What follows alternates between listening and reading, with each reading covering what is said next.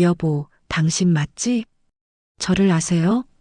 그 남자가 고개를 갸우뚱하며 되물었어요.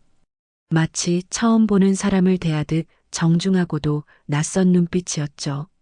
제 심장이 멎는 것 같았어요. 분명히 제 남편이에요. 15년 전 베트남에서 죽었다던 바로 그 사람이 지금 제 눈앞에 멀쩡히 서 있었거든요. 광대뼈가 살짝 튀어나온 것도, 눈꼬리가 부드럽게 처진 것도, 말할 때 오른쪽 입꼬리가 먼저 올라가는 것도 전부 똑같았어요. 무엇보다 오른쪽 귀 뒤에 있는 별 모양 점.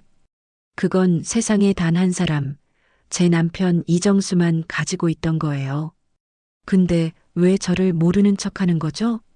왜 다른 이름으로 살고 있는 거예요? 15년 동안 대체 어디서 뭘 하고 있었던 거예요? 딸 결혼식장에서 죽은 남편을 만나다니. 그것도 사돈 어른으로요. 제 다리에서 힘이 쭉 빠져나갔어요. 손끝이 차갑게 얼어붙었죠. 이건 꿈인가요? 현실인가요? 안녕하세요. 달빛 담은 사연입니다. 오늘 들려드릴 이야기는 15년 전 세상을 떠난 줄만 알았던 남편이 딸 결혼식 날 사돈 어른으로 나타난 한 여인의 사연이에요. 믿기 어려우시겠지만 실제로 이런 일이 일어날 수 있다는 걸 이 이야기를 통해 보여드리려 해요. 사연 시작하기 전에 구독과 좋아요 꼭 부탁드려요. 알림 설정까지 해두시면 새로운 사연을 가장 먼저 만나보실 수 있답니다. 어디서 듣고 계신지 댓글로 남겨주시면 그곳에 행복과 건강이 함께하길 마음 깊이 바라겠습니다.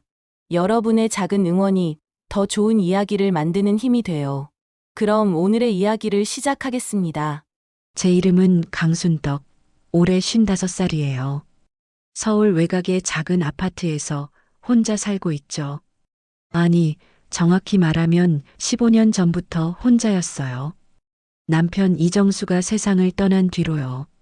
정수는 중소병원에서 외과 전문의로 일했어요. 실력도 좋았지만 무엇보다 따뜻한 사람이었죠. 환자들이 돈이 없어서 치료를 못 받게 되면 자기 월급에서 몰래 보태주는 그런 사람이었어요. 바보 같다고 타박해도 정수는 늘 웃기만 했죠. 사람 살리는 게 제 일인데 돈 때문에 못 살리면 그게 무슨 의사야. 그게 정수의 입버릇이었어요. 15년 전 정수는 베트남 의료봉사를 떠났어요. 산악 지역 오지 마을에 제대로 된 의료시설이 없어서 아이들이 죽어간다는 소식을 듣고 자원한 거였죠. 저는 반대했어요. 그때 하늘이가 겨우 10살이었거든요. 일주일만 다녀올게.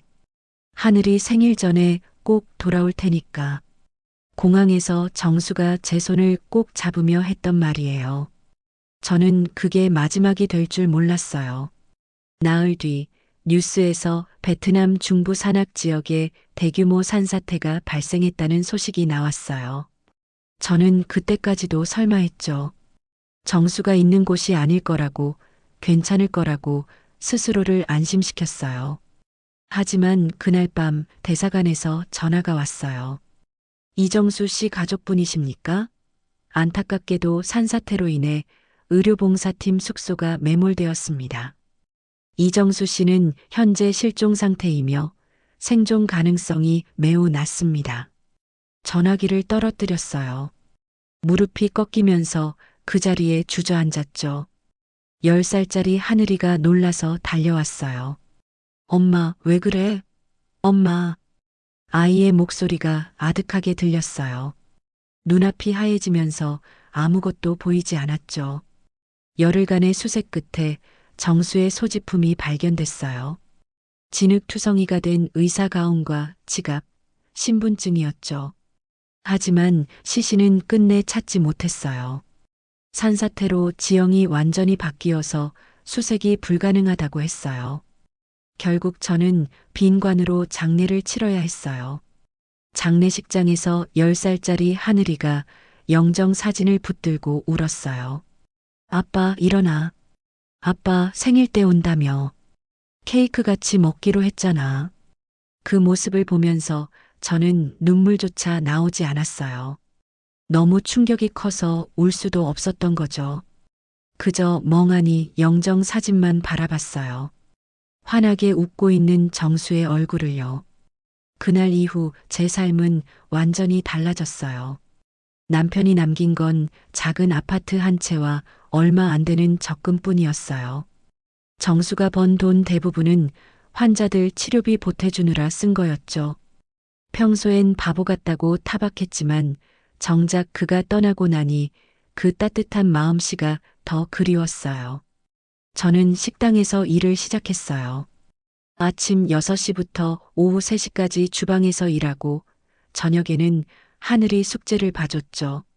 손은 세제에 트고 허리는 늘 쑤셨지만 불평할 겨를이 없었어요.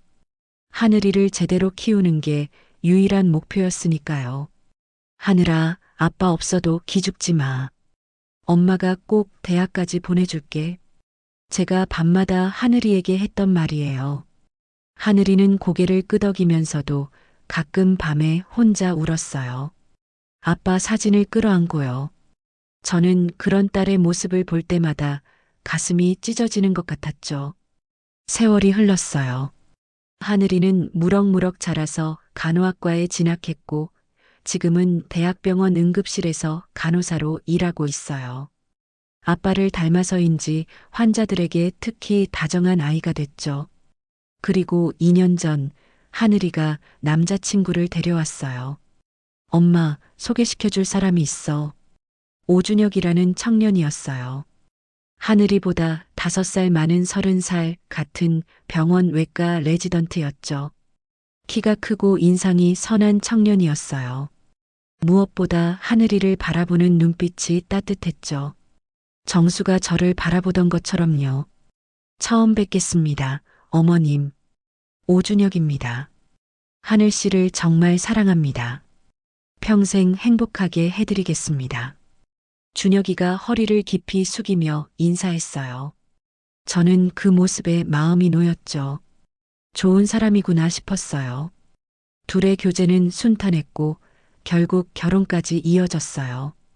오늘이 바로 그 결혼식 날이에요. 아침부터 하늘이 화장을 도와주면서 가슴이 뭉클했어요. 어린 시절 아빠를 잃고 울던 아이가 이제 시집을 가는구나. 정수가 봤으면 얼마나 좋아했을까. 엄마, 오늘 울면 안 돼. 화장 번지니까. 하늘이가 웃으며 말했어요. 저도 웃으려 했지만 눈시울이 붉어지는 건 어쩔 수 없었죠. 알았어. 안 울게. 대신 네가 행복하게 살아야 해. 알았지? 당연하지. 엄마도 이제 고생 그만하고 편하게 살아. 내가 효도할게. 하늘이가 제 손을 꼭 잡았어요. 손이 따뜻했죠. 정수 손처럼요. 결혼식장에 도착했을 때는 오후 2시가 조금 넘었어요. 예식장 로비는 하객들로 붐비고 있었죠. 저는 혼주석 앞에 자리를 잡고 인사를 받기 시작했어요. 하늘이 어머님이시죠? 축하드려요. 고맙습니다. 와주셔서 감사해요. 같은 인사를 수십 번 반복했어요. 입가에는 미소를 띠고 있었지만 마음 한구석은 쓸쓸했죠. 옆자리가 비어 있었거든요. 신랑 쪽 혼주는 부부가 나란히 앉아 인사를 받는데 저는 혼자였으니까요. 정수가 살아 있었다면 오늘 이 자리에 함께 있었을 텐데. 문득 그런 생각이 들었어요. 눈시울이 뜨거워졌지만 꾹 참았죠. 오늘은 하늘이의 날이니까요. 제 슬픔이 아이의 기쁨에 그림자를 들이우면 안 됐어요. 그때였어요. 예식장 입구 쪽이 갑자기 웅성거리기 시작했어요. 무슨 일인가 싶어 고개를 돌렸죠. 사람들 사이로 한 남자가 걸어 들어오고 있었어요. 회색 정장을 말끔하게 차려입은 중년 남성이었죠. 저분이 신랑 아버지시래요. 옆에 있던 친척분이 속삭였어요. 아, 준혁이 아버지시구나. 저는 자세를 바로 하고 인사할 준비를 했죠. 드디어 사돈 어른을 만나는구나. 그런데 이상했어요. 그 남자가 가까이 다가올수록 심장이 이상하게 뛰기 시작했거든요. 설명할 수 없는 불안감이 가슴을 조여왔죠. 남자가 점점 가까워졌어요. 10걸음, 5걸음, 3걸음. 그리고 마침내 그의 얼굴을 똑똑히 봤어요. 숨이 멎었어요. 다리에서 힘이 빠져나갔죠. 눈앞이 핑 돌면서 쓰러질 것 같았어요. 그 얼굴, 그 눈, 그 체격. 전부 다 정수였어요. 15년 전 세상을 떠난 제 남편 이정수와 토씨 하나 다르지 않았어요. 광대뼈가 살짝 나온 것도, 눈꼬리가 부드럽게 처진 것도, 걸음걸이도, 어깨를 살짝 뒤로 젖히고 걷는 습관까지 전부 똑같았어요. 그리고 결정적으로 그가 고개를 돌렸을 때 오른쪽 귀 뒤에 있는 것이 보였어요. 별 모양점. 세상에 단 하나뿐인 정수만 가지고 있던 그 점이 선명하게 보였어요. 아니야. 이건 말도 안 돼. 저는 눈을 세게 감았다 떴어요. 환각이겠지. 남편이 너무 보고 싶어서 헛것을 보는 거겠지. 하지만 다시 눈을 떴을 때도 그는 여전히 거기 있었어요. 점점 가까이 다가오고 있었죠. 안녕하세요, 사돈어른. 저는 박민호라고 합니다. 준혁이 아버지예요. 그가 정중하게 허리를 숙이며 인사했어요. 목소리마저 정수와 똑같았죠. 낮고 부드러운 음성, 따뜻한 어조까지요. 저는 입을 열어야 했지만 목구멍이 막힌 것처럼 아무 소리도 나오지 않았어요. 손이 떨리기 시작했죠. 아, 네. 반갑습니다. 간신히 그 말을 짜냈어요. 목소리가 갈라지고 있었죠. 괜찮으세요, 어머님? 안색이 안 좋으신데. 그가 걱정스러운 표정으로 물었어요. 그 눈빛. 제가 아플 때마다 정수가 짓던 바로 그 표정이었어요. 저는 의자를 더듬어 잡았어요. 주저앉지 않으려고 온 힘을 다했죠. 하객들 앞에서 쓰러질 수는 없었으니까요. 네, 괜찮아요. 그냥 좀 긴장해서 그래요. 억지로 미소를 지었지만 얼굴 근육이 제대로 움직이지 않았어요. 그때 결혼식 시작을 알리는 안내 방송이 울렸어요. 박민호라는 그 남자는 정중히 인사하고 신랑 측 혼주석으로 향했죠. 저는 그의 뒷모습을 멍하니 바라봤어요. 걸음걸이, 오른쪽 어깨가 살짝 앞으로 나가는 것, 팔을 흔드는 각도, 전부 다 정수와 일치했어요. 내가 미쳐가는 걸까? 너무 보고 싶어서 헛것을 보는 걸까? 저는 두 손으로 얼굴을 감쌌어요. 손바닥이 차갑게 식어 있었죠. 심장은 미친 듯이 뛰고 있었고요. 예식이 시작됐어요. 웨딩 마치가 울려 퍼지고 하늘이가 하얀 드레스를 입고 버질로드를 걸어왔죠. 아름다웠어요. 정말 예뻤어요. 하지만 저는 집중할 수가 없었어요. 자꾸만 시선이 맞은편 혼주석으로 향했거든요. 박민호가 앉아 있는 곳으로요. 그는 흐뭇한 표정으로 신랑 신부를 바라보고 있었어요. 가끔 옆에 앉은 여성과 무언가 이야기를 나누며 웃기도 했죠. 그 여성은 준혁이 어머니인 것 같았어요. 주례 선생님의 말씀이 계속됐지만 제 귀에는 아무것도 들리지 않았어요. 오직 한 가지 생각만 머릿속을 맴돌았죠. 정수야, 정말 당신이야? 왜 거기 앉아 있는 거야? 왜 나를 모르는 척 하는 거야? 눈물이 핑 돌았어요. 하지만 꾹 참았죠. 여기서 울면 안 됐어요. 하늘이 결혼식인데 엄마가 울면 이상하잖아요. 예식이 끝나고 사진 촬영 시간이 됐어요.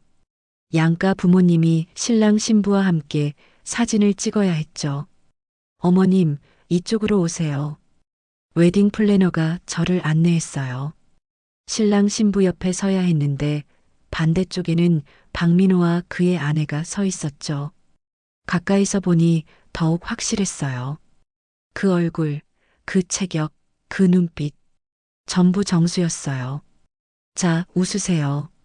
하나, 둘, 셋. 플래시가 터졌어요. 저는 억지로 웃음을 지었지만 입꼬리가 떨리는 걸 어쩔 수 없었죠. 이대로는 안 돼. 확인해야 해. 저 사람이 정말 정수인지 아닌지. 저는 마음속으로 결심했어요. 오늘 반드시 진실을 알아내겠다고요. 15년간 죽은 줄 알았던 남편이 사돈 어른으로 앉아 있다면 그 이유를 알아야 했어요. 설령 제가 착각하고 있는 거라 해도 확인은 해봐야 했죠. 그래야 이 미칠 것 같은 마음이 진정될 테니까요. 사진 촬영이 끝나고 피로 현장으로 이동했어요. 하객들이 웅성거리며 자리를 찾아 앉는 동안 저는 계속 박민호를 눈으로 쫓았죠. 그는 아내와 함께 VIP룸 쪽으로 걸어가고 있었어요. 저도 그쪽으로 가야 했어요. 양가 부모님과 가까운 친척들은 VIP룸에서 따로 식사를 하기로 되어 있었거든요. 어머니, 이쪽이에요. 하늘이가 제 팔을 잡아 끌었어요. 하얀 드레스 위에 연분홍 볼레로를 걸친 딸이 참 예뻐 보였죠. 하지만 저는 딸의 얼굴보다 VIP룸 문 너머가 더 신경 쓰였어요. VIP룸에 들어서니 원형 테이블 2개가 놓여 있었어요. 한쪽에는 신랑 측 가족이, 다른 쪽에는 신부 측 가족이 앉게 되어 있었죠. 하지만 양가 부모님은 같은 테이블에 앉아야 했어요. 사돈 어른, 이쪽으로 앉으세요. 박민호의 아내가 친절하게 자리를 안내했어요. 오정희라는 이름이었죠. 50대 초반으로 보이는 단아한 인상의 여성이었어요. 저는 고개를 끄덕이며 자리에 앉았어요. 박민호가 바로 제 맞은편에 앉았죠. 심장이 미친 듯이 뛰기 시작했어요. 이렇게 가까이서 보니 더욱 확실했거든요. 콧날의 각도, 눈썹 모양, 광대뼈 라인. 전부 정수와 똑같았어요. 15년이라는 세월이 흘렀지만 얼굴 골격은 변하지 않았죠. 사돈 어른, 물 좀 드릴까요? 박민호가 물병을 들어 제 앞에 컵에 물을 따랐어요. 그 순간 저는 숨이 멎을 뻔했죠. 왼손이었어요. 그는 물병을 왼손으로 들고 있었어요. 정수도 왼손잡이였거든요. 세상에 왼손잡이가 얼마나 많겠냐고요? 하지만 이건 단순한 우연이 아니었어요. 감사합니다. 저는 떨리는 손으로 컵을 받았어요. 물을 마시려 했지만 목이 너무 졸려서 넘어가지 않았죠. 곧 음식이 나오기 시작했어요. 갈비탕, 잡채, 전, 나물 등 정갈한 한정식이었죠. 종업원이 밥을 퍼주고 국을 담아줬어요. 저는 숟가락을 들다 말고 박민호를 바라봤어요. 그가 숟가락을 어떻게 쥐는지 보고 싶었거든요. 박민호가 숟가락을 집어들었어요. 역시 왼손이었죠. 그런데 그게 끝이 아니었어요. 그가 갈비탕을 앞으로 당기더니 숟가락으로 국물을 저었어요. 1번, 2번, 3번. 정확히 3번이었어요. 그리고 나서 한 숟가락 떠서 입에 넣었죠. 제 손에서 숟가락이 미끄러질 뻔했어요. 정수도 똑같이 했거든요. 어떤 국이든 먹기 전에 꼭 3번을 적고 나서 먹었죠. 왜 그러냐고 물으면 늘 이렇게 대답했어요. 3번 저어야 맛이 골고루 섞이잖아. 그래야 제맛이지.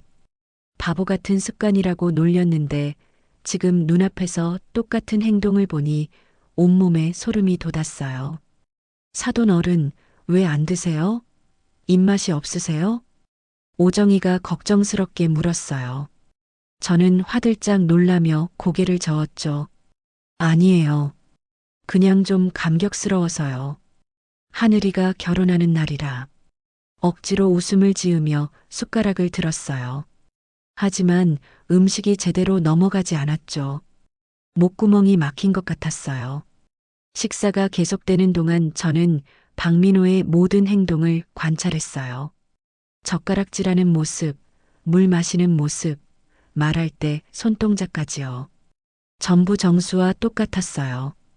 물컵을 들 때 시계 방향으로 살짝 돌려잡는 것도, 말할 때 오른손으로 턱을 괴는 것도, 웃을 때 눈이 반달 모양이 되는 것도요. 우연의 일치라기엔 너무 많았어요. 한두 가지 습관이 비슷할 수는 있죠. 하지만 이렇게 모든 게 똑같을 수는 없었어요. 저 사람은 정수야. 틀림없어. 확신이 점점 굳어졌어요. 하지만 동시에 혼란스러웠죠. 정수가 살아있다면 왜 15년 동안 연락이 없었을까요? 왜 다른 이름으로 살고 있는 걸까요? 피로연이 거의 끝나갈 무렵이었어요. 저는 화장실에 가는 척하며 자리에서 일어났죠. 사실은 잠시 혼자 있고 싶었어요. 머리가 너무 복잡해서요. 화장실로 가는 복도를 걷는데 뒤에서 발소리가 들렸어요. 사돈 어른. 돌아보니 오정이가 따라오고 있었어요. 그녀도 화장실에 가려는 것 같았죠. 아, 네. 같이 가시죠. 두 사람은 나란히 복도를 걸었어요. 잠시 어색한 침묵이 흘렀죠. 사돈 어른, 오늘 좀 안 좋아 보이세요. 괜찮으신 거예요? 오정이가 조심스럽게 물었어요. 저는 멈칫했죠. 이 사람에게 물어봐야 할까? 박민호에 대해서? 잠시 망설이다 입을 열었어요. 저기 사돈 어른.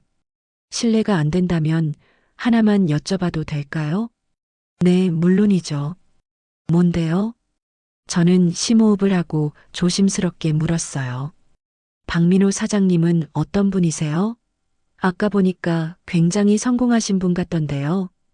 오정희의 표정이 살짝 변했어요. 뭔가 복잡한 감정이 스쳐 지나가는 것 같았죠. 민호 씨요? 정말 좋은 분이에요. 제 남편이 돌아가시고 나서 저와 준혁이를 많이 도와주셨죠. 아, 그러셨군요. 저는 귀를 쫑긋 세웠어요. 더 많은 정보가 필요했거든요. 민호 씨는 원래 제 남편의 사업 파트너였어요. 베트남에서 의료장비 사업을 하시는데 제 남편이 돌아가신 뒤 저희 가족을 많이 챙겨주셨죠. 준혁이를 친아들처럼 대해주시고요. 잠깐요. 준혁이가 친아들이 아니에요? 저도 모르게 물었어요. 오정희가 고개를 끄덕였죠. 네. 준혁이는 제 남편의 친조카예요. 준혁이 친부모님이 준혁이가 5살 때 교통사고로 돌아가셨거든요. 그래서 저희가 키웠는데 남편마저 세상을 떠나고 나니까 정말 막막했어요. 그때 민호 씨가 도와주신 거예요? 네. 민호 씨가 준혁이 학비도 대주시고 의대 보낼 때도 도와주셨어요. 사실상 아버지 역할을 해주신 거죠. 준혁이도 민호 씨를 아버지라고 부르고요. 저는 복잡한 심정으로 그 이야기를 들었어요. 박민호가 준혁이의 친아버지가 아니라니. 그럼 대체 박민호는 누구인 거죠? 저기, 한 가지만 더 여쭤봐도 될까요? 네, 말씀하세요. 박민호 사장님은 원래 어디 출신이세요? 한국 분이신 거 맞죠? 오정희의 표정이 미묘하게 변했어요. 잠시 망설이는 것 같았죠. 사실 민호 씨 과거는 저도 잘 몰라요. 네. 민호 씨가 15년 전쯤 베트남에서 발견됐을 때 기억을 완전히 잃은 상태였대요. 자기 이름도 어디서 왔는지도 전혀 몰랐다고 하더라고요. 심장이 쿵 내려앉았어요. 15년 전? 기억상실? 어디서 발견됐대요? 베트남 중부 산악 지역이래요. 산사태가 났던 곳 근처에서 정신을 잃은 채 쓰러져 있었다고 했어요. 현지 병원에서 치료받고 나서 조금씩 회복했는데 과거 기억만은 끝내 돌아오지 않았대요. 다리가 휘청거렸어요. 벽을 짚지 않았으면 쓰러졌을 거예요. 15년 전 베트남 중부 산악 지역. 산사태. 정수가 의료봉사를 갔던 바로 그 장소였어요. 정수가 실종됐던 바로 그 시기였죠. 사돈 어른, 괜찮으세요? 얼굴이 하얘졌어요. 오정희가 놀라서 제 팔을 잡았어요. 저는 고개를 저으며 억지로 웃었죠. 아니에요. 괜찮아요. 그냥 좀 어지러워서요. 아침을 못 먹어서 그런가 봐요. 잠시 쉬실래요? 의자 가져다 드릴까요? 괜찮아요. 정말 괜찮아요. 화장실만 다녀오면 될 것 같아요. 저는 서둘러 화장실로 들어갔어요. 문을 닫자마자 세면대를 붙잡고 거친 숨을 몰아쉬었죠. 거울에 비친 제 얼굴이 창백했어요. 입술이 파랗게 질려 있었죠. 정수야, 정말 당신이야. 속으로 외쳤어요. 이제 거의 확신했어요. 박민호는 제 남편 이정수가 맞았어요. 기억을 잃고 다른 사람으로 살아온 거였죠. 하지만 어떻게 해야 하지? 당장 가서 당신은 내 남편이라고 말해야 할까요? 아니면 더 확실한 증거를 찾아야 할까요? 머리가 복잡했어요. 손은 여전히 떨리고 있었죠. 한참을 거기 서 있다가 겨우 마음을 진정시켰어요. 찬물로 얼굴을 씻고 심호흡을 했죠. 오늘은 하늘이 결혼식이야. 여기서 소동을 피우면 안 돼. 일단 오늘은 참고 나중에 다시 확인하자. 스스로에게 다짐했어요. 떨리는 다리로 화장실을 나왔죠. 복도에서 오정희가 기다리고 있었어요. 괜찮으세요? 네, 괜찮아요. 걱정 끼쳐드려서 죄송해요. 아니에요. 오늘 많이 힘드셨을 거예요. 혼자서 딸 시집 보내시는 거잖아요. 그 말에 가슴이 찡했어요. 오정희가 제 손을 꼭 잡았죠. 앞으로 저희가 가족이니까 힘든 일 있으시면 말씀하세요. 같이 힘이 되어 드릴게요. 고맙습니다. 정말 고마워요. 저는 진심으로 고개를 숙였어요.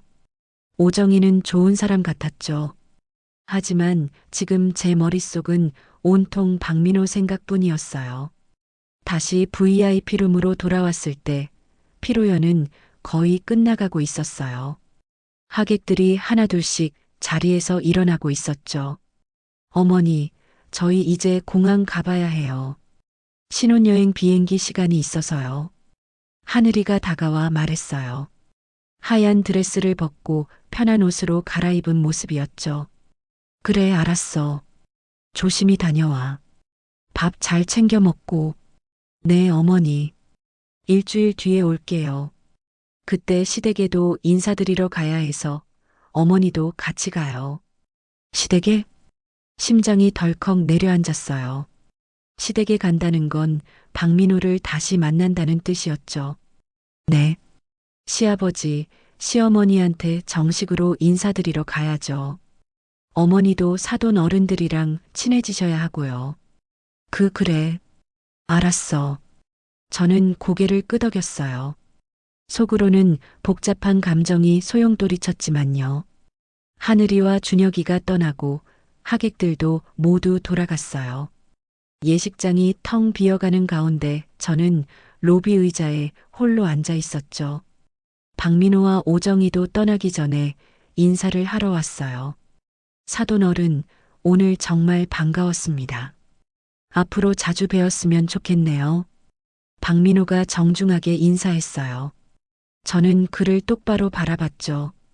가까이서 보니 눈가에 잔주름이 늘었지만 눈빛은 여전히 정수 그대로였어요. 네, 저도 반가웠어요. 앞으로 잘 부탁드립니다. 떨리는 목소리로 대답했어요. 박민호가 고개를 끄덕이고 돌아서려는 순간 저도 모르게 손이 뻗어나갔어요. 저기, 박 사장님. 네. 그가 다시 돌아섰어요. 저는 순간 할 말을 잊었죠. 뭐라고 해야 하지? 당신이 내 남편 맞냐고 물어볼 수도 없고, 저 나중에 시간 되시면 차라도 한잔 하고 싶은데요. 사돈간의 얼굴도 익혀야 하고. 아, 그럼요. 좋습니다. 연락 주세요. 박민호가 미소 지으며 대답했어요. 그 미소, 정수가 웃을 때와 똑같은 미소였죠. 두 사람이 떠난 뒤 저는 한참을 그 자리에 앉아 있었어요. 다리에 힘이 없어서 일어날 수가 없었거든요. 정수야, 정말 당신이 맞아. 속으로 되뇌었어요. 왼손잡이인 것도, 국 젓는 버릇도, 15년 전 베트남 산사태 지역에서 발견된 것도 모든 게 맞아떨어졌죠. 하지만 아직 확신하기엔 이른 감이 있었어요. 결정적인 증거가 필요했죠. 정수의 몸에는 특별한 표식이 있었어요. 왼쪽 어깨에 길게 난 수술 흉터였죠. 하늘이를 낳던 날 정수가 병원으로 달려오다 교통사고를 당했어요. 쇄골이 부러져서 수술을 받았는데 그때 생긴 흉터가 어깨에 선명하게 남아 있었죠. 그 흉터를 확인하면 확실해질 거예요. 하지만 어떻게 확인하지? 옷을 벗어보라고 할 수도 없고 고민이 깊어졌어요. 일단 집으로 돌아가서 차분하게 생각해 보기로 했죠. 집에 도착하니 밤 9시가 넘어 있었어요. 피곤했지만 잠이 올 리 없었죠. 침대에 누워 천장을 바라보며 오늘 있었던 일을 되새겼어요. 박민호. 그 이름을 중얼거렸어요. 정수야, 왜 그 이름으로 살고 있는 거야? 왜 나를 찾지 않은 거야? 눈물이 핑 돌았어요. 하지만 울지 않았죠. 아직 확실하지 않으니까요. 다음 날 아침 저는 결심했어요.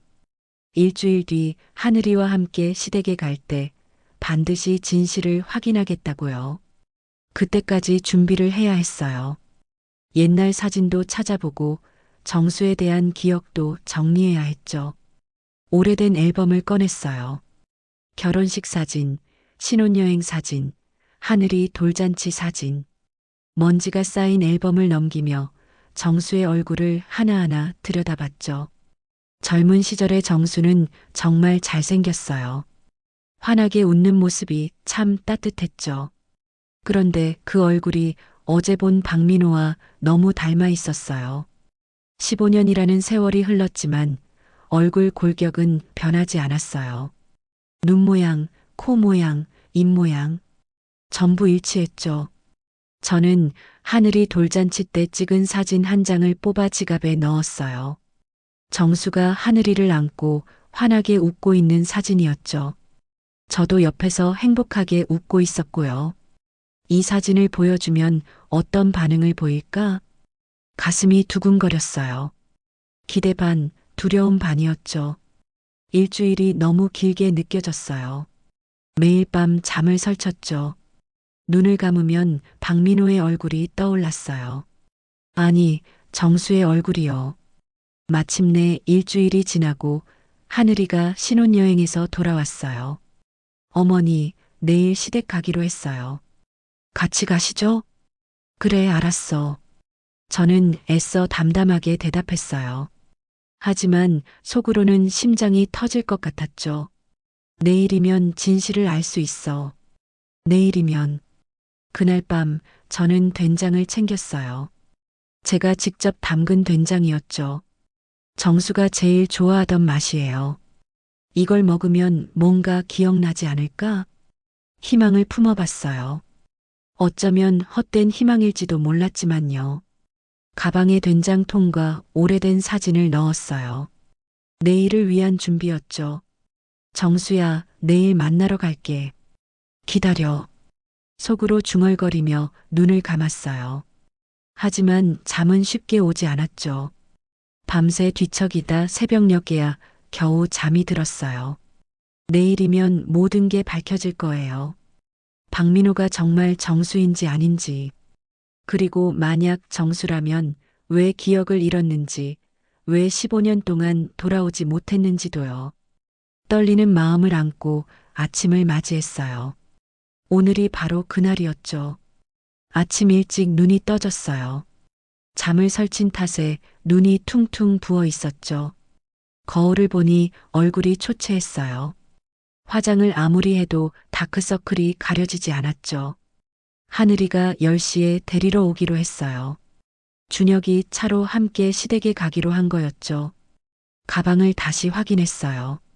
된장통, 오래된 가족사진, 그리고 정수의 의사 면허증 사본까지 전부 제자리에 있었죠. 떨리는 손으로 옷을 갈아입었어요. 너무 화려하지도 않고 너무 수수하지도 않은 연보라색 블라우스를 골랐죠. 정수가 좋아하던 색이었어요. 어머니 왔어요. 하늘이 목소리가 들렸어요. 현관문을 열자 딸이 환하게 웃으며 서 있었죠. 신혼여행 다녀온 얼굴이 참 행복해 보였어요. 어머니, 안색이 안 좋아요. 어디 편찮으세요? 아니야, 괜찮아. 어젯밤에 잠을 좀 못 자서 그래. 거짓말이었지만 딸에게 진짜 이유를 말할 수는 없었어요. 내 시아버지가 엄마 남편일 것 같다는 말을 어떻게 해요? 차에 올라타니 준혁이가 운전석에서 인사했어요. 장모님, 안녕하세요. 오늘 저희 집에 와주셔서 감사합니다. 아니야, 내가 감사하지. 우리 하늘이 잘 부탁한다. 그럼요. 평생 행복하게 해드릴게요. 준혁이가 환하게 웃었어요. 정말 착한 아이였죠. 이 아이를 키운 사람이 정수라니. 아직도 믿기지 않았어요. 차가 출발했어요. 시댁은 분당 쪽에 있었죠. 서울에서 40분 정도 걸린다고 했어요. 차창 밖으로 풍경이 스쳐 지나갔어요. 하지만 눈에 들어오지 않았죠. 머릿속은 온통 박민호 생각뿐이었어요. 오늘 어떻게 해야 하지? 대놓고 물어볼 수는 없고 자연스럽게 확인할 방법을 찾아야 해. 속으로 수십 번 시뮬레이션을 했어요. 하지만 막상 닥치면 다 소용없을 것 같았죠. 장모님 다 왔어요. 준혁이 목소리에 정신을 차렸어요. 창밖을 보니 깔끔한 2층 집이 보였죠. 정원에 꽃이 예쁘게 피어 있었어요. 차에서 내리니 현관문이 열리고 오정이가 나왔어요. 어서 오세요, 사돈 어른. 오시느라 힘드셨죠? 아니에요. 집이 정말 예쁘네요. 덕분이에요. 들어오세요. 오정이가 친절하게 안내했어요. 현관에 들어서니 은은한 꽃향기가 났죠. 깔끔하게 정돈된 거실이 보였어요. 그런데 박민호의 모습은 보이지 않았어요. 민호 씨는 잠시 서재에 계세요. 곧 내려오실 거예요. 오정이가 말했어요. 저는 고개를 끄덕이며 소파에 앉았죠. 가슴이 두근거렸어요. 잠시 후 2층에서 발소리가 들렸어요. 계단을 내려오는 소리였죠. 저는 저도 모르게 고개를 돌렸어요. 박민호가 계단을 내려오고 있었어요. 편한 차림이었죠. 하늘색 셔츠에 베이지색 면바지. 결혼식 때보다 훨씬 편안해 보였어요. 어서 오세요, 사돈 어른. 먼 길 오시느라 수고하셨습니다. 그가 정중하게 인사했어요. 저는 자리에서 일어나 맞인사를 했죠. 아니에요. 초대해 주셔서 감사해요. 그의 얼굴을 가까이서 보니 또다시 심장이 요동쳤어요. 정수야, 정말 당신이야. 저기 제가 직접 담근 된장을 가져왔어요. 맛이 괜찮을지 모르겠지만 한번 드셔보세요. 떨리는 손으로 된장통을 건넸어요. 박민호가 받아들며 환하게 웃었죠. 직접 담그셨다고요? 요즘 그렇게 정성 들이는 분이 드문데. 정말 감사합니다. 점심때 된장찌개 끓여드릴게요. 민호 씨가 된장찌개를 좋아하거든요. 오정이가 된장통을 받아들며 말했어요. 저는 귀가 쫑긋 섰죠.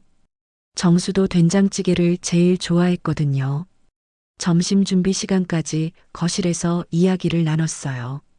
주로 하늘이와 준혁이 신혼여행 이야기였죠. 두 사람이 찍어온 사진을 보며 웃고 떠들었어요. 하지만 저는 계속 박민호를 관찰했어요. 그가 차를 마시는 모습, 말할 때 손동작, 웃을 때 표정까지요. 전부 정수와 똑같았어요. 그때 날씨가 더워졌는지 박민호가 셔츠 소매를 걷어올리기 시작했어요. 저는 숨을 죽이고 그의 팔을 바라봤어요. 소매가 점점 올라갔죠. 팔꿈치까지 올라갔을 때 저는 보고 말았어요. 왼쪽 어깨 쪽으로 이어지는 길다란 흉터. 셔츠에 가려서 일부만 보였지만 분명했어요. 쇄골에서 어깨 쪽으로 이어지는 수술 흉터였죠. 하늘이 났던 날 정수가 생긴 바로 그 흉터와 같은 위치, 같은 방향이었어요. 손에 들고 있던 찻잔이 달그락 소리를 냈어요. 손이 너무 떨려서 잡고 있기가 힘들었죠. 사돈 어른, 괜찮으세요? 오정이가 걱정스럽게 물었어요. 저는 고개를 끄덕이며 억지로 웃었죠. 네, 괜찮아요. 차가 좀 뜨거워서요.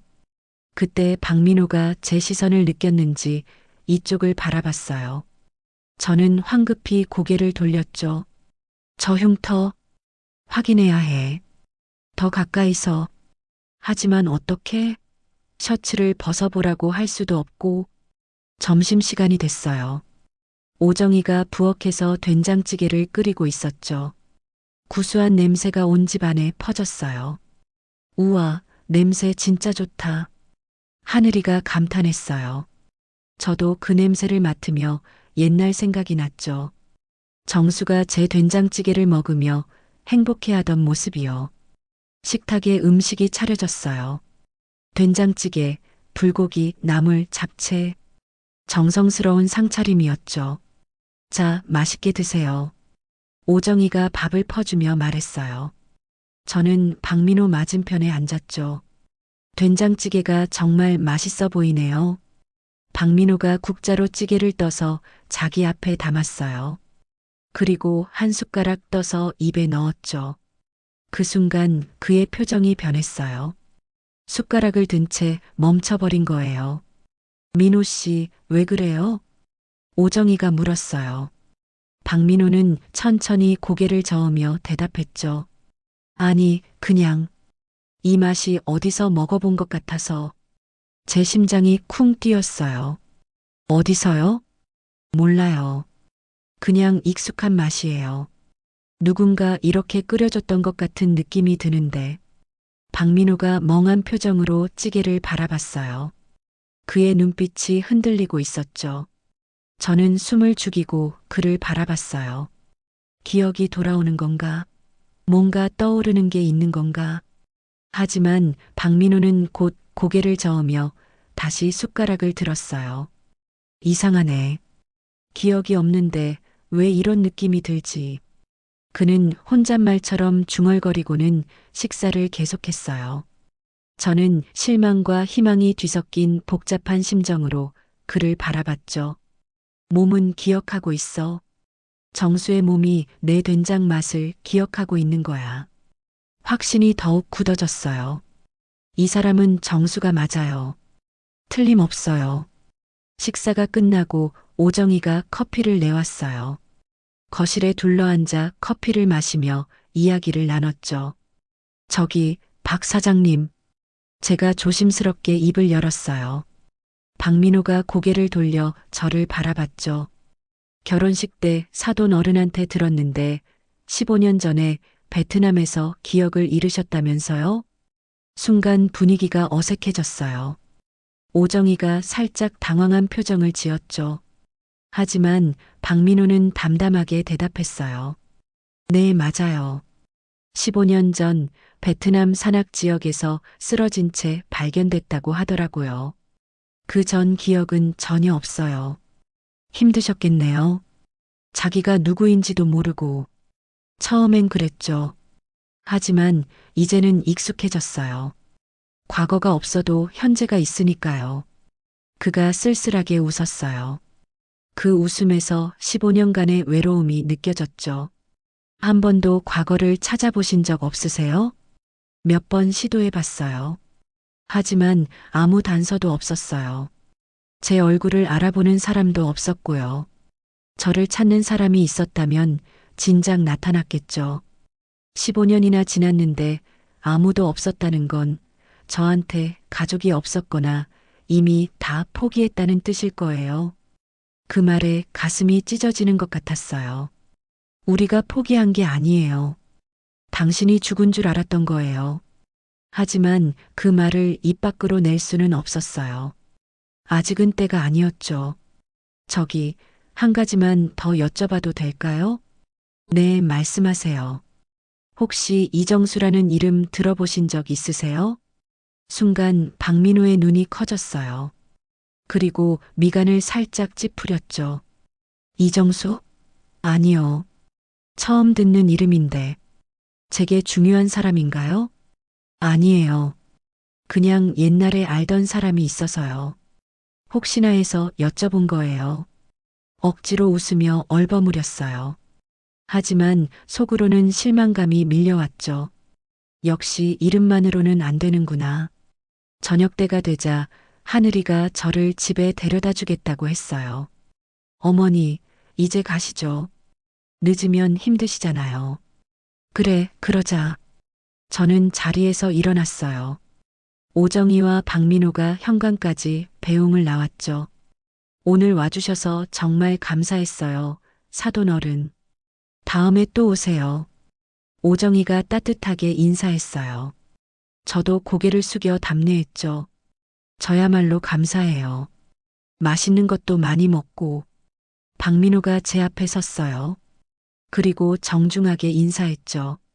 조심히 들어가세요, 사돈 어른. 네. 박 사장님도 건강하세요. 저는 그를 똑바로 바라봤어요. 그의 눈을 들여다봤죠. 정수의 눈. 내가 사랑했던 그 눈. 문득 용기가 났어요. 이대로 돌아가면 안 될 것 같았죠. 저기, 박 사장님. 네. 시간 되시면 나중에 저랑 따로 뵐 수 있을까요? 드릴 말씀이 있어서요. 박민호가 의아한 표정을 지었어요. 하지만 곧 고개를 끄덕였죠. 네, 좋습니다. 연락 주세요. 감사합니다. 저는 마지막으로 그를 한 번 더 바라보고 차에 올랐어요. 차가 출발하면서 점점 멀어지는 그의 모습을 뒤돌아봤죠. 기다려, 정수야. 다음에 만나면 꼭 진실을 말할게. 당신이 누구인지 알려줄게. 일주일 후, 저는 박민호를 다시 만났어요. 오정희가 중간에서 자리를 마련해줬죠. 서울 시내의 조용한 카페였어요. 약속 시간보다 30분 일찍 도착했어요. 가장 구석진 자리를 골라 앉았죠. 떨리는 손으로 가방을 열어 준비해온 것들을 확인했어요. 결혼사진, 하늘이 돌잔치 사진, 정수의 의사 면허증 사본. 전부 제자리에 있었죠. 오늘 어떻게 말해야 하지? 당신이 내 남편이라고 하면 어떤 반응을 보일까? 머릿속이 복잡했어요. 심장은 미친 듯이 뛰고 있었죠. 그때 카페 문이 열리고 박민호가 들어왔어요. 검은색 재킷에 청바지 차림이었죠. 주변을 둘러보다 저를 발견하고 다가왔어요. 오래 기다리셨어요? 아니에요. 저도 방금 왔어요. 그가 맞은편에 앉았어요. 종업원이 다가와 주문을 받았죠. 저는 아메리카노를, 그는 카페라테를 시켰어요. 그런데 무슨 말씀을 하시려고요?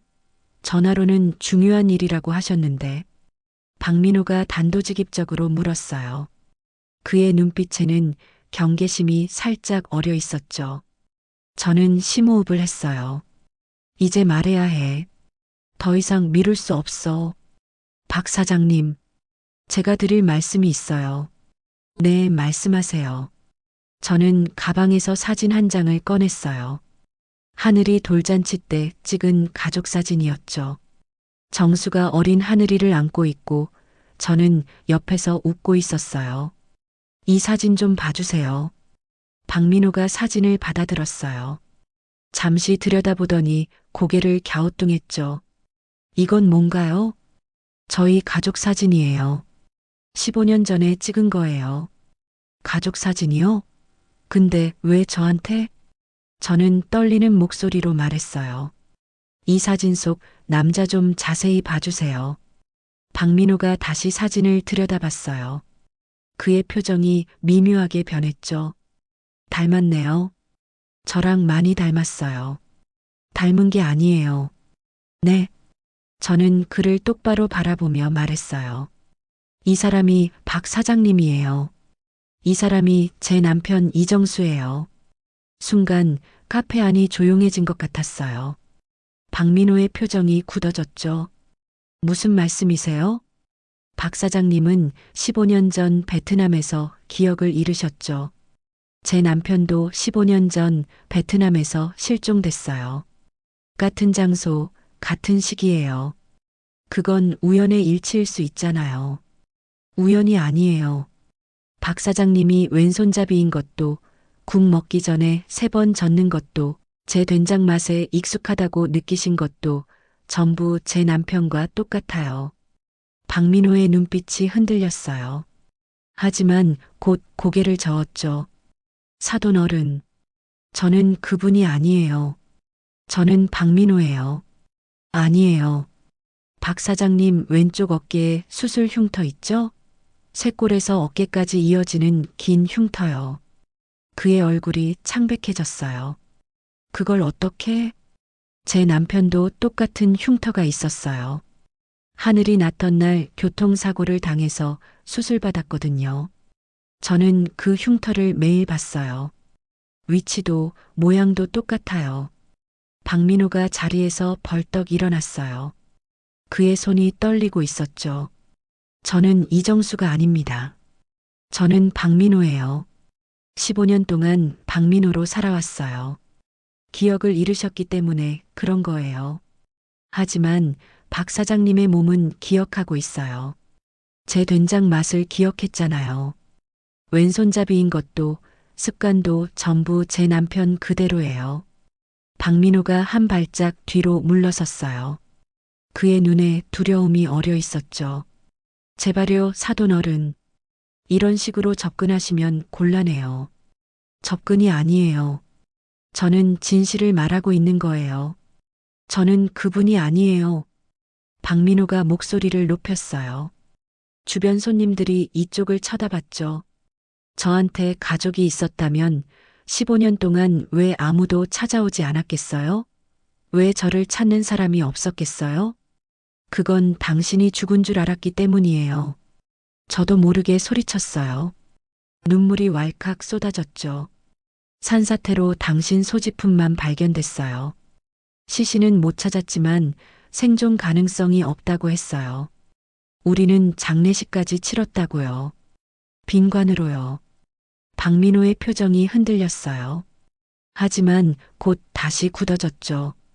그렇다 해도 저는 그분이 아닐 수 있어요. 닮은 사람일 뿐일 수도 있잖아요. 닮은 사람이 왼손잡이고 국 젓는 버릇이 같고 같은 위치에 같은 흉터가 있을 수 있어요? 그게 가능한 일이에요? 저는 울먹이며 물었어요. 박민호는 대답하지 못했죠. 그저 고통스러운 표정으로 서 있었어요. 저는 15년 동안 당신을 잃은 채 살았어요. 혼자서 딸을 키웠어요. 매일 밤 당신 생각에 울었어요. 그런데 당신이 살아 있었어요. 다른 이름으로 다른 삶을 살고 있었어요. 사돈 어른, DNA 검사라도 해봐요. 그러면 확실해질 거예요. 제발이요. 저는 간절하게 말했어요. 하지만 박민호는 고개를 저었죠. 죄송합니다. 저는 그럴 수 없어요. 왜요? 왜 안 되는 거예요? 저는 15년 동안 박민호로 살아왔어요. 제 인생을 만들어 왔어요. 준혁이를 키우고 사업을 일으키고 가족을 이뤘어요. 그런데 지금 와서 제가 다른 사람이었다고 하면 이 모든 게 무너져요. 그가 떨리는 목소리로 말했어요. 저는 박민호예요. 박민호로 살고 싶어요. 이정수가 아니라 저는 할 말을 잃었어요. 그의 눈에 맺힌 눈물이 보였죠. 그도 고통스러운 거였어요.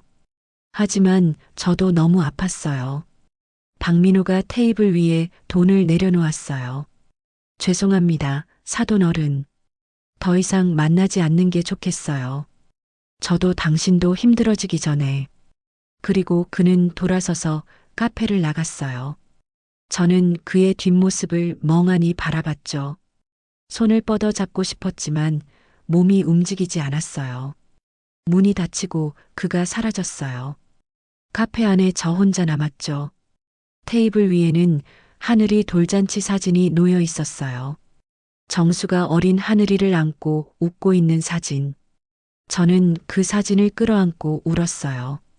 소리 죽여 울었죠. 어깨가 들썩거렸지만 아무 소리도 내지 않았어요. 정수야, 왜 나를 거부하는 거야? 왜 기억해주지 않는 거야? 15년 만에 찾은 남편이 저를 밀어냈어요. 살아있다는 기쁨보다 거부당한 슬픔이 더 컸죠. 얼마나 시간이 흘렀는지 몰라요. 눈물이 마르고 나서야 정신을 차렸죠. 휴지로 얼굴을 닦고 자리에서 일어났어요. 카페를 나오니 해가 지고 있었어요. 노을빛이 거리를 물들이고 있었죠. 아름다운 풍경이었지만 제 눈에는 아무것도 보이지 않았어요. 어디로 가야 하지? 어떻게 해야 하지? 발걸음이 떨어지지 않았어요. 그 자리에 서서 한참을 멍하니 있었죠. 그때 휴대폰이 울렸어요. 화면을 보니 오정이었죠. 여보세요? 사돈 어른, 저 오정이에요. 지금 어디 계세요? 저요? 지금 카페 앞에 있어요. 거기 계세요. 제가 지금 갈게요. 움직이지 마세요. 전화가 끊겼어요. 오정이가 온다고? 왜? 10분쯤 후에 오정이가 나타났어요. 택시에서 내려 저에게 달려왔죠. 그녀의 얼굴에도 눈물 자국이 있었어요. 사돈 어른. 오정이가 저를 끌어안았어요. 따뜻한 체온이 느껴졌죠. 민호 씨한테 들었어요. 무슨 일이 있었는지. 저는 대답하지 못했어요. 또 눈물이 나올 것 같았거든요. 저도 이상하다고 생각했어요. 민호 씨가 처음 발견됐을 때부터요. 네. 민호 씨가 쓰러져 있을 때 손에 뭔가를 꼭 쥐고 있었대요. 물에 젖어서 거의 알아볼 수 없었지만 사진 같았어요. 사진이요? 네. 아기를 안고 있는 가족 사진이었어요. 제가 그 사진을 보관하고 있어요. 저는 숨이 멎는 것 같았어요. 그 사진 볼 수 있을까요? 오정이가 가방에서 작은 봉투를 꺼냈어요. 그 안에서 낡은 사진 한 장을 꺼내 제게 건넸죠. 사진은 물에 젖어 흐릿했어요. 색이 바래고 일부는 훼손되어 있었죠. 하지만 분명하게 보였어요. 젊은 남자가 아기를 안고 있었어요. 옆에는 여자가 웃고 있었죠. 배경에는 돌잔치 상이 보였어요. 하늘이 돌잔치 사진이었어요. 제가 아까 보여줬던 것과 똑같은 사진. 저는 무릎이 꺾였어요. 그 자리에 주저앉았죠. 이건 제가 찍은 사진이에요. 하늘이 돌잔치 때 찍은 거예요. 정수가 늘 지갑에 넣고 다녔어요. 눈물이 쏟아졌어요. 멈출 수가 없었죠. 정수야, 당신이 맞아. 당신이 맞았어. 오정이가 제 어깨를 감싸 안았어요. 사돈 어른, 저도 이제야 알았어요. 민호 씨가 사돈 어른 남편분이었다는 걸. 저는 고개를 들어 오정이를 바라봤어요. 민호 씨한테 이 사진을 보여줘야 해요. 그러면 기억이 돌아올지도 몰라요.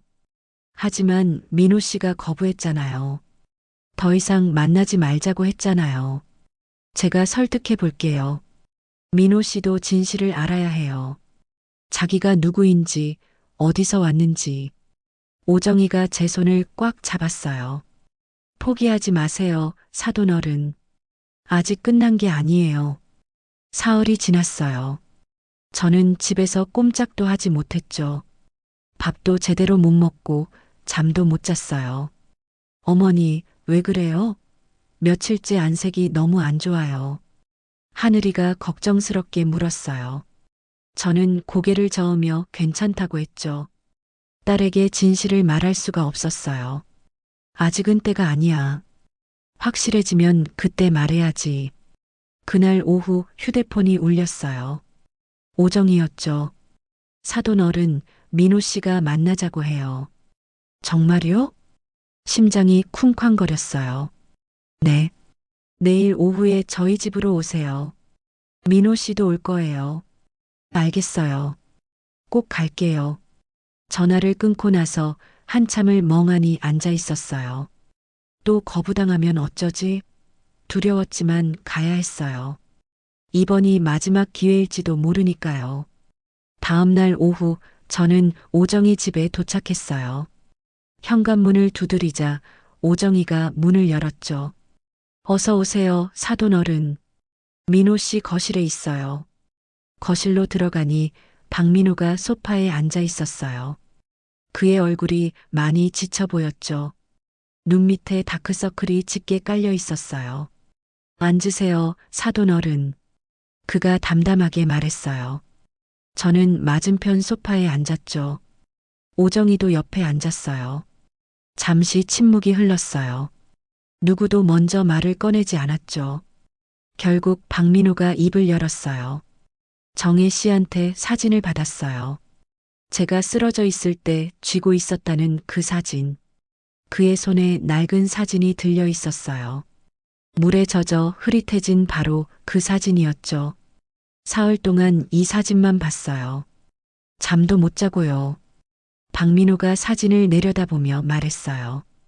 이상해요. 이 사진을 보면 가슴이 아파요.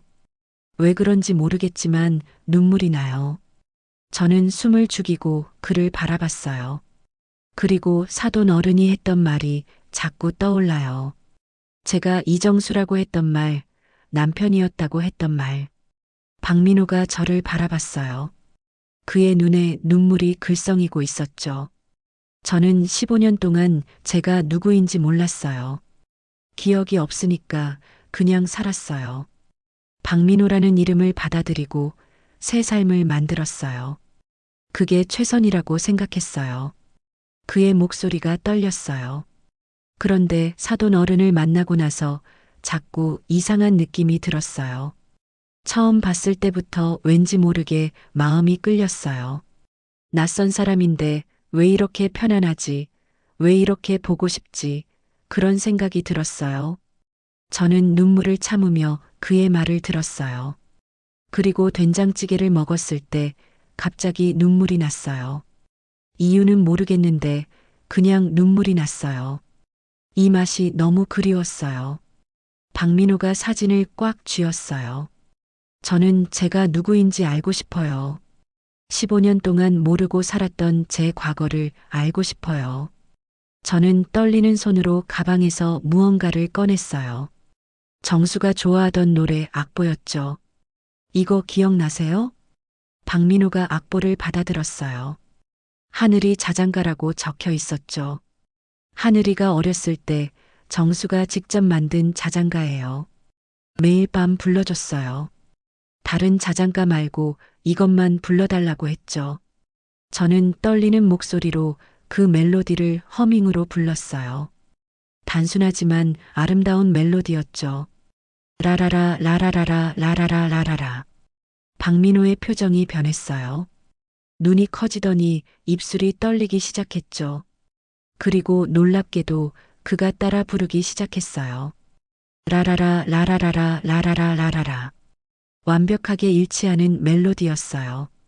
한음도 틀리지 않았죠. 저는 숨이 멎을 것 같았어요. 오정희도 놀란 표정으로 우리를 바라보고 있었죠. 이 노래를 알아요. 박민호가 떨리는 목소리로 말했어요. 꿈에서 들었어요. 15년 동안 같은 꿈을 꿨어요. 누군가를 안고 이 노래를 부르는 꿈. 얼굴은 안 보이는데 작고 따뜻한 존재를 안고 있었어요. 그게 하늘이에요. 당신이 딸을 재울 때 불러줬던 노래예요. 박민호가 머리를 감싸쥐었어요. 고통스러운 신음이 새어나왔죠. 괜찮아요? 저는 놀라서 다가갔어요. 박민호가 고개를 들었는데 그의 눈에서 눈물이 흘러내리고 있었어요. 기억이 나요. 뭐라고요? 조금씩 기억이 나요. 작은 방, 분홍색 벽지, 아기 침대, 모빌이 돌아가고 있었어요. 그리고 이 노래를 부르고 있었어요. 그가 허공을 바라보며 말했어요. 마치 그 장면을 보고 있는 것처럼요. 아기가 웃고 있었어요. 작은 손으로 제 손가락을 잡고 있었어요. 너무 행복했어요. 하늘이 방이에요. 하늘이를 재우던 당신의 모습이에요. 저는 울면서 말했어요. 박민호도 울고 있었죠. 순덕아. 갑자기 그가 제 이름을 불렀어요. 15년 만에 처음으로요. 당신 지금 뭐라고 했어요? 순덕아. 미안해. 그의 눈에서 기억이 돌아오고 있었어요. 희미하게 흐려졌던 것들이 선명해지고 있었죠. 내가 당신을 너무 오래 기다리게 했어. 미안해. 정수야? 저는 떨리는 목소리로 그를 불렀어요. 그래. 나야. 이정수야. 그 순간 저는 그에게 달려갔어요. 15년 만에 남편을 끌어안았죠. 따뜻한 체온이 느껴졌어요. 살아있는 사람의 온기였어요. 정수야. 정수야. 살아있었구나. 미안해. 정말 미안해. 정수가 저를 꼭 안으며 말했어요. 그의 어깨가 떨리고 있었죠. 기억이 돌아왔어. 우리가 결혼하던 날도, 하늘이가 태어나던 날도, 당신이 매일 아침 끓여주던 된장찌개도 전부 기억나. 저는 그의 품에서 엉엉 울었어요. 15년 동안 참았던 눈물이 한꺼번에 쏟아졌죠. 오정이도 옆에서 눈물을 닦고 있었어요. 다행이에요. 정말 다행이에요. 한참을 울고 나서 저는 정수의 얼굴을 올려다봤어요. 주름이 늘었지만 여전히 제가 사랑하던 그 얼굴이었죠. 하늘이한테 말해야 해요. 아빠가 살아있다고. 정수가 고개를 끄덕였어요. 그래. 하늘이를 만나고 싶어. 우리 딸을 만나고 싶어. 저녁 때 하늘이와 준혁이가 왔어요. 저는 하늘이를 불러 거실에 앉혔죠. 엄마, 무슨 일이에요? 갑자기 오라고 하시고. 하늘이가 의아한 표정으로 물었어요. 저는 떨리는 손으로 하늘이 손을 잡았죠. 하늘아, 엄마가 할 말이 있어. 뭔데요? 저는 심호흡을 하고 말했어요. 아빠가 살아계셔. 하늘이 표정이 굳어졌어요. 믿을 수 없다는 눈빛이었죠. 무슨 소리예요, 엄마? 아빠는 15년 전에 돌아가셨잖아요. 그런 줄 알았어. 하지만 아빠는 살아계셨어. 기억을 잃고 다른 이름으로 살고 계셨어. 그게 무슨... 그때 거실 문이 열리고 정수가 들어왔어요. 하늘이가 고개를 돌렸죠. 시아버지? 아니, 하늘아. 나 아빠야. 정수가 떨리는 목소리로 말했어요. 하늘이 눈이 커졌죠. 라라라 라라라라 라라라 라라라. 정수가 자장가를 부르기 시작했어요. 하늘이를 재울 때 불러줬던 바로 그 노래였죠. 하늘이 얼굴이 창백해졌어요. 그리고 눈물이 흘러내리기 시작했죠. 이 노래 꿈에서 들었어요. 어릴 때 누군가 불러줬던 것 같은데 기억이 안 났는데 내가 불러줬어. 매일 밤 재워줄 때 불러줬어. 우리 하늘이 자장가. 정수가 하늘이 앞에 무릎을 꿇었어요. 미안하다, 하늘아. 아빠가 너무 늦게 돌아왔어. 하늘이가 정수를 바라봤어요. 그리고 떨리는 손으로 정수의 얼굴을 만졌죠. 아빠? 진짜 아빠야? 그래. 나 아빠야. 이정수야. 아빠. 하늘이가 정수를 끌어안았어요. 아빠, 아빠 하며 어린아이처럼 울었죠. 정수도 딸을 꼭 안으며 눈물을 흘렸어요. 저는 그 모습을 보며 함께 울었어요. 15년 만에 다시 모인 가족이었죠. 준혁이도 눈물을 닦으며 다가왔어요. 아버지, 아니 장인어른. 정말 놀랍네요. 정수가 준혁이를 바라봤어요. 준혁아, 내가 내 딸과 결혼했구나. 내가 하늘이 남편이 됐구나. 네, 장인어른. 잘 부탁드립니다. 정수가 준혁이를 끌어안았어요. 고맙다. 우리 하늘이 잘 돌봐줘서 고마워. 그리고 미안하다. 내가 나를 아버지로 알고 살아왔는데 아버지는 아버지예요. 저를 키워주신 건 아버지잖아요. 그리고 이제 장인어른이기도 하고요. 준혁이가 웃으며 말했어요. 정수도 웃었죠. 내 말이 맞아. 나는 내 아버지이자 장인이야. 신기한 인연이구나. 정수가 저를 바라봤어요. 그리고 손을 내밀었죠. 순떡아, 이리 와. 저는 정수 옆으로 갔어요. 정수가 한 팔로 저를 안고 다른 팔로 하늘이를 안았죠. 준혁이도 그 옆에 섰어요. 15년 만에 다시 모인 가족이었어요. 아니, 더 커진 가족이었죠. 우리 가족 사진 다시 찍자. 이번엔 절대 안 잃어버릴게. 정수가 웃으며 말했어요. 저도 웃었죠. 그래요. 이번엔 제가 보관할게요. 1년이 흘렀어요. 정수는 법적 절차를 거쳐 이정수라는 이름을 되찾았어요. 복잡한 과정이었지만 오정이와 준혁이가 많이 도와줬죠. 오늘은 특별한 날이에요. 새로운 가족 사진을 찍는 날이거든요. 사진관에 모인 사람들, 저와 정수, 하늘이와 준혁이, 그리고 새로 태어난 손주 민재까지. 자, 모두 웃으세요. 사진사가 외쳤어요. 하나, 둘, 셋. 플래시가 터졌어요. 우리 모두의 웃는 얼굴이 사진에 담겼죠. 잘 나왔네. 정수가 사진을 보며 만족스러워했어요. 이번엔 절대 안 잃어버려요. 제가 사진을 받아들며 말했어요. 그래. 이번엔 당신이 보관해. 정수가 웃으며 제 손을 잡았어요. 따뜻한 손이었죠. 사진관을 나와 거리를 걸었어요. 정수와 나란히 걷는 게 아직도 꿈만 같았죠. 순떡아. 응? 고마워. 나를 포기하지 않아서 15년이나 기다려줘서. 정수가 진지한 눈으로 저를 바라봤어요. 저는 고개를 저었죠. 기다린 게 아니에요. 그냥 살았어요. 하늘이 키우면서 하루하루 버텼어요.